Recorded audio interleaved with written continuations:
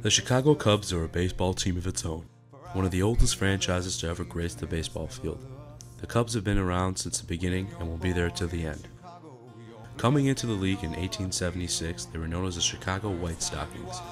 Years went on and they finally claimed their naming the Chicago Cubs by the year 1900.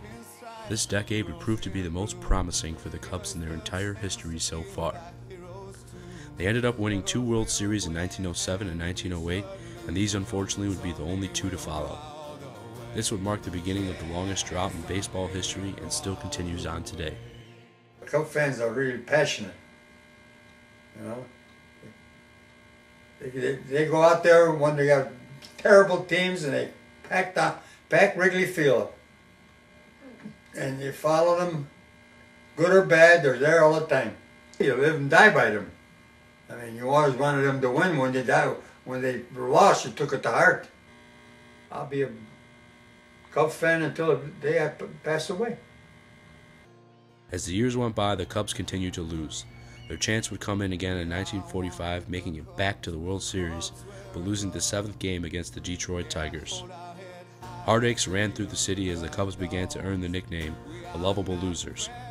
This also sparked one of the many reasons why fans believe the Cubs can't win a World Series, and that is known as the Billy Goat Curse.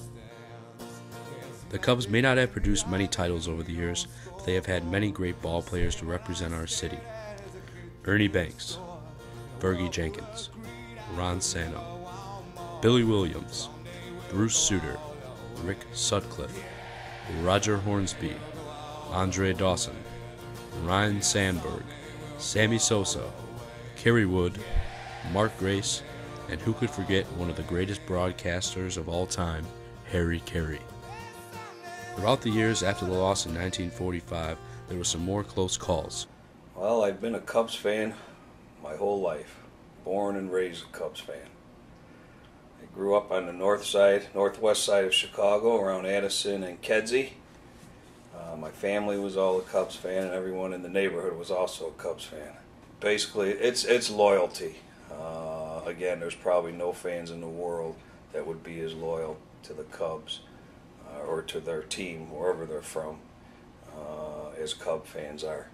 We just endure the seasons, enjoy baseball, and the entire organization. It's the whole organization and the Cubby Blue that we all bleed. One of these days, we will be around to see them win the World Series. And that's what we all strive for.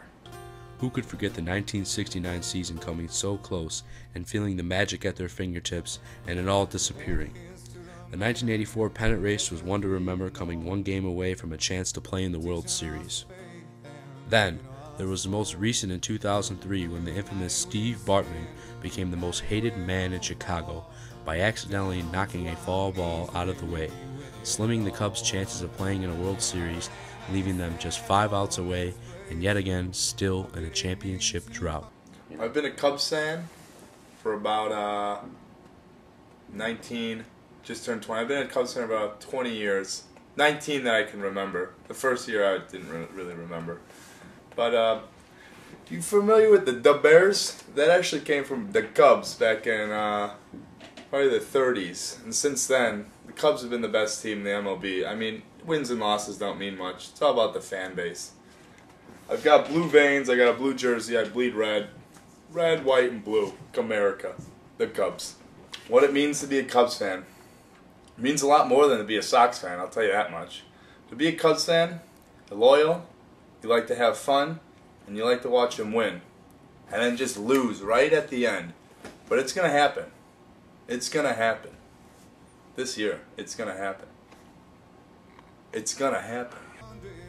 Even though the Cubs haven't won many championships over the past 100 years, one thing that remains constant is the Cubby Blue that bleeds inside all the fans, that is controlled by the mecca of baseball, which is known as Wrigley Field.